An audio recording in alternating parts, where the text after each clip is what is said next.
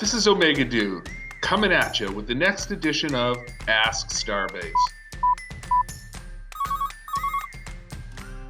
This week on Ask Starbase, our question is, what are the console wars? That is a very timely question with the new PS5 and Xbox Series X systems about to drop. The console wars are competitions between video game companies to sell the most consoles and be considered the best. Each generation of systems have their own wars. The Nintendo Entertainment System, created in 1985, was the first console to successfully process 8 bits externally. By bits, I am talking about the processing power of the system. The NES also gave us iconic video game franchises that live with us to this day, like Super Mario Bros.,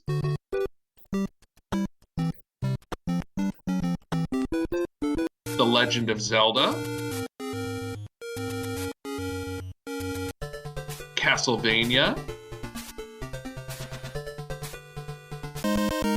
Mega Man, and many others. The NES, one of the most successful systems of all time, had crushed all competition until 1989 with the creation of the Sega Genesis.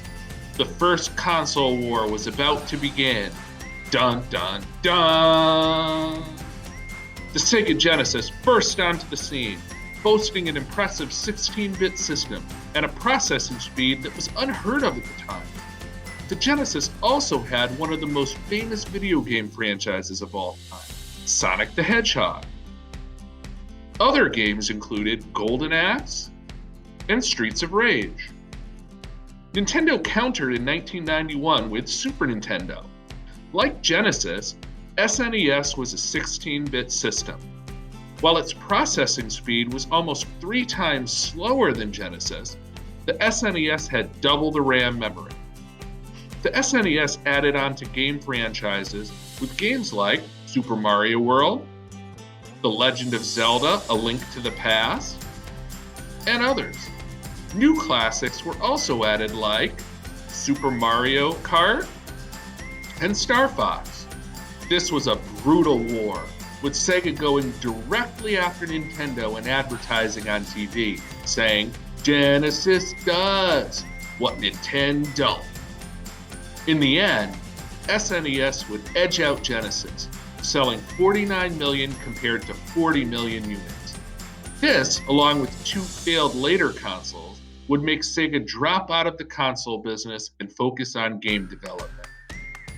You would think this would leave Nintendo on top and untouchable, but that would soon change. In 1994, Sony released the PlayStation. The PlayStation was the first successful video game console that ran on CDs instead of cartridges. This allowed for games to be created for less money, have more storage space, and the ability to create multi-disc games for a fraction of the cost. It also had a huge game library, including Resident Evil, Tony Hawk Pro Skater, and Metal Gear Solid.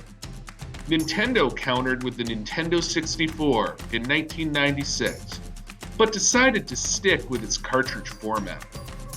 At 64 bits, its processing power was twice as powerful as PlayStation.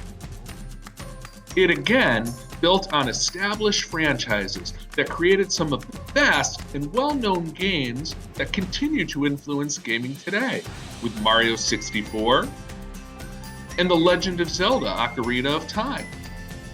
Still, Sony handily won this war, selling 102 million compared to N64's 33 million units. Nintendo would, from this point on, never again dominate the video game world and would have to share the industry.